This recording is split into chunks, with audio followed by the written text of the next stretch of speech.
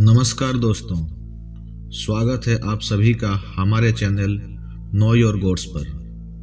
आज हम आपको एक रोमांचक कथा सुनाने जा रहे हैं जिसमें नरकासुर के आतंक और भगवान श्री कृष्ण द्वारा 16,000 राजकुमारियों को उनके पति के रूप में स्वीकार करने की अद्भुत कहानी है। बहुत समय पहले की बात है जब पृथ्वी पर राक्षसों का आतंक बढ़ता जा रहा था। उन राक्षसों में एक सबसे शक्तिशाली और भयानक राक्षस था जिसका नाम था नरकासुर। नरकासुर का जन्म स्वयं माता भूमि, जो पृथ्वी के प्रतीक हैं, के पुत्र के रूप में हुआ था। उसने ब्रह्मा जी से वरदान प्राप्त किया था कि केवल उसकी मां ही उसका वध कर सकती है। इस वरदान के कारण नरकासुर को अभय दान मिल गया था और वह किसी अन्य द्वारा नहीं मारा जा सकता था। यह वरदान उसे और भी निरंकुश और अत्याचारी बना दिया था। समय के साथ नरकासुर के अत्याचार बढ़ते गए। उसने अनेक निर्दोष स्त्रियों और पुरुषों को बंदी बनाना शुरू कर दिया था। उसका आतंक इतना भयंकर हो गया था कि सभी देवता और मनुष्य उससे भयभीत रहने लगे।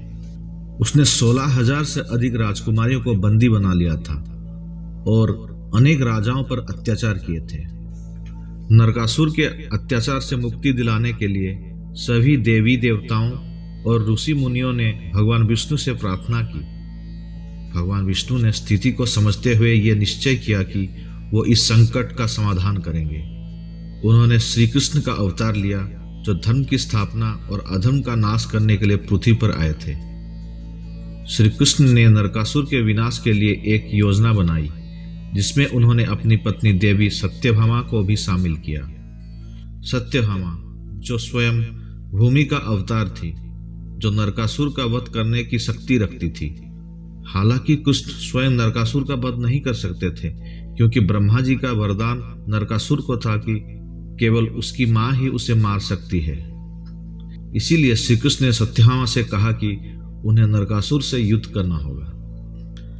तैयारी के बाद श्री कृष्ण और सत्यभामा गरुड़ पर सवार होकर नरकासुर के राज्य की ओर बढ़े। ये एक अद्भुत दृश्य था। गरुड़ ने अपनी विशाल पंखों को फैलाकर जैसे ही उड़ान भरी, आसमान में एक अद्वितीय चमक सी आ गई। गरुड़ का गर्जन सुनकर नरकासुर के सैनिक भयभीत हो गए। श्री कृष्ण के बगल में सत्यभामा युद्ध के लिए पूरी तरह तैयार थी। उनके चेहरे पर दृढ़ता और साहस साफ झलक रहा था। जैसे ही गरुड़ नरकासुर के किले के पास पहुंचा, वहां की धरती कांप उठी।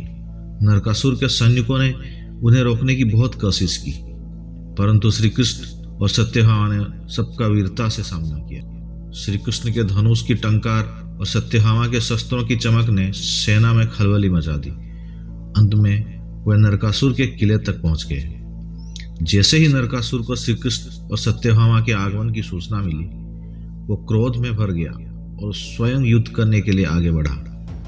नरकासुर और श्री कृष्ण के बीच में भीषण युद्ध हुआ।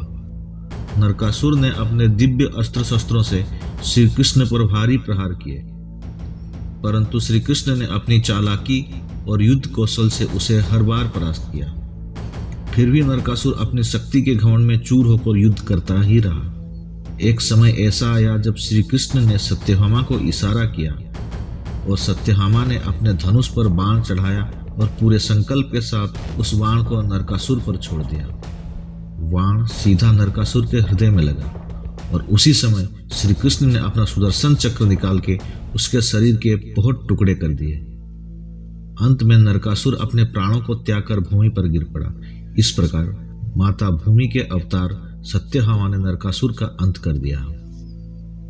इस घटना के बाद देवताओं और मनुष्यों में हर्षोल्लास छा गया। सभी ने श्री कृष्ण और सत्यभामा की विजय की प्रशंसा की। नरकासुर द्वारा बंदी बनाई गई 16,000 से अधिक राजकुमारियों को मुक्त कर दिया गया। वे सभी राजकुमारियां नरकासुर के राज्य में बहुत समय से बंदी थी और अत्याचार सहन कर रही थी। इसीलिए समाज में उन्हें सम्मान के साथ स्वीकार करना मुश्किल था। श्री कृष्ण ने उनकी स्थिति को समझते हुए उन्हें स्वीकार करने का निर्णय लिया। इन 16,000 से अधिक राजकुमारियों को लेकर भिन्न भिन्न ग्रंथों में भिन्न भिन्न मत मिलते हैं। भगवत पुराण और महाभारत के अनुसार श्री कृष्ण ने 16,000 स्त्रियों को नरकासुर के बंधन से मुक्त किया था, जबकि विष्णु पुराण में यह संख्या 16,100 बताई गई है। इन सभी स्त्रियों ने समाज में अपना स्थान पाने के लिए श्री कृष्ण को अपना पति के रूप में स्वीकार किया और श्री कृष्ण ने भी उन्हें सम्मान और सुरक्षा प्रदान की। भगवान श्री कृष्ण के जीवन में 16,108 पत्नियां थीं, जिनमें से 8 उनकी प्रधान रानियां थीं, जिन्हें अष्टभार्या के रूप में जाना जाता है। श्री कृष्ण का विवाह इन 16,000 से अधिक स्त्रियों से उनके सम्मान की रक्षा और समाज में उनकी प्रतिष्ठा को बनाए रखने के उद्देश्य से हुआ था। उन्होंने उन सभी को अपनी देखरेख में रखा और उन्हें उनके अधिकार और सम्मान दिलाया। इस प्रकार श्री कृष्ण और सत्यभामा ने मिलकर न केवल नरकासुर के आतंक को अंत किया, बल्कि उन राजकुमारियों को भी एक नई जिंदगी प्रदान की। इस घटना के बाद पृथ्वी पर फिर से शांति और धर्म की स्थापना हुई। श्री कृष्ण और सत्यभामा की इस साहसिक कार्य का स्मरण करते हुए हर वर्ष नरक चतुर्दशी का पर्व मनाया जाता है। तो दोस्तों, अगर आपको ये कहानी पसंद आई हो तो कृपया लाइक और सब्सक्राइब करें और अपने विचार कमेंट में ज़रूर बताएं। तो मिलते हैं हम अपने अगले वीडियो में। तब तक के लिए आप सभी को मेरा नमस्कार। धन्यवाद।